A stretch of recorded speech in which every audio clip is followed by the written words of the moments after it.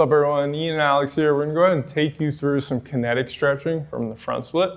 One of the things that we wanna say with this is you wanna be able to really get over it. Going back, there's gonna be only so much that we can do. So the idea of leaning back, most people aren't really gonna need too much range of motion in that direction. It's actually really specific to her sport as a performer, so we really do need that for her.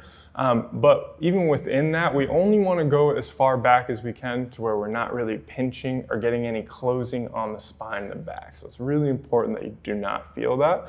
As we go forward, we don't want to feel any closing angle pain in the front of the hip. So those two things to really kind of take note of.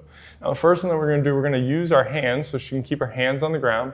As she goes forward, we're going to think about the same thing, staying long in the spine, tilting the pelvis, and getting as far over with her chest forward.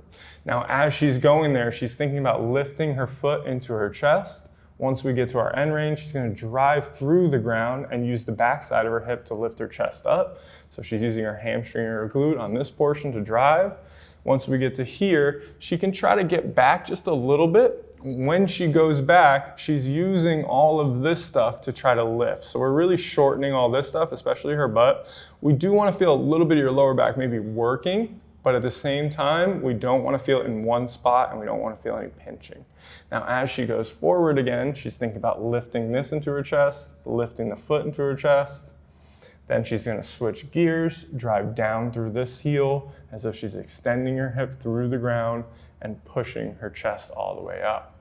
Again, when we get back, we're thinking about closing this angle or lifting this up, and she should feel the stretch increase on the front. And then she can reverse it by pushing down into the ground and almost pushing her chest forward into the next rep on the front one. Now, go ahead and restart at the center and take your hands off the ground. Good. So you can go hands here. Why don't you hug this just for theatrical purposes. And she's going to slowly pull herself over this front leg as if it's pulling into her again. So as a progression, we can eventually add no hands. And we can even add lows. So she could be holding on to something. Personally, I prefer a plate on the back instead of holding something on the front.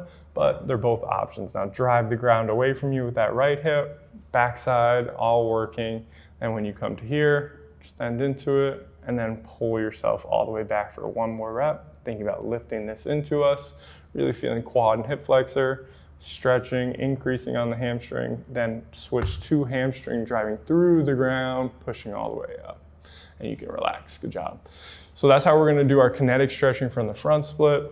Make sure that you're feeling the right things. If you need to, go back to your pails and rails and really expand some range of motion and even understand what you should be feeling. Quick review, closing angle pain going forward, front of the hip. Don't let that happen. Going back, no pinching, no closing down of the spine and extension. Try to think about distributing your extension through the whole entire system instead of one vertebrae, just like our spinal cars. Hope you guys enjoyed that. I know she had a great time. I know I couldn't do it, so I'll see you guys next time.